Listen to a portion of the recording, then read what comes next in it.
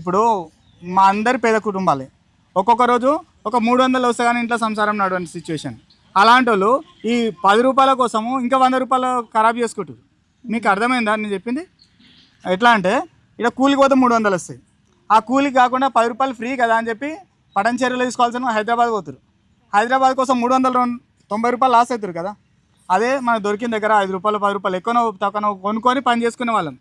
Free bus వాళ్ళు ఏంటంటే ఫ్రీగా ట్రావెల్ చేస్తారు, అనవసరంగా జర్నీ చేస్తారు. అది ఎవరికైతే అవసరమో వాళ్ళు వాడుకుంటే బాగుండేది. ఎట్లా ఫ్రీ ఉంది, పోయేస్తే ఏమవుతుంది? ఆ విధంగా యూటిలైజ్ చేసుకోవట్లేదు, మిస్యూజ్ అవుతుంది.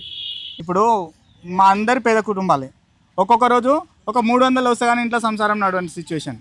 అలాంటి వాళ్ళు ఈ 10 రూపాయల కోసము ఇంకా 100 రూపాయలు ఖరాబ్ చేసుకుంటారు. మీకు అర్థమైందా నేను చెప్పింది? ఎట్లా అంటే ఇక్కడ కూలికి పోతే 300 వస్తాయి. ఆ కూలికి కాకుండా 10 రూపాయలు ఫ్రీ కదా అని చెప్పి పటంచెరులో తీసుకోవాల్సిన హైదరాబాద్ పోతారు. హైదరాబాద్ కోసం 390 రూపాయలు లాస్ అవుతారు కదా. అదే మనకు దొరికిన దగ్గర 5 రూపాయలు 10 రూపాయలు ఎక్కువనో తక్కువనో కొనుక్కొని పని చేసుకునే వాళ్ళం. ఫ్రీ బస్ వాళ్ళు ఏంటంటే ఫ్రీగా ట్రావెల్ చేస్తారు, అనవసరంగా జర్నీ చేస్తారు. అది ఎవరికైతే అవసరమో వాళ్ళు వాడుకుంటే బాగుండేది. ఎట్లా ఫ్రీ ఉంది, పోయేస్తే ఏమవుతుంది? ఆ విధంగా యూటిలైజ్ చేసుకోవట్లేదు, మిస్యూజ్ అవుతుంది.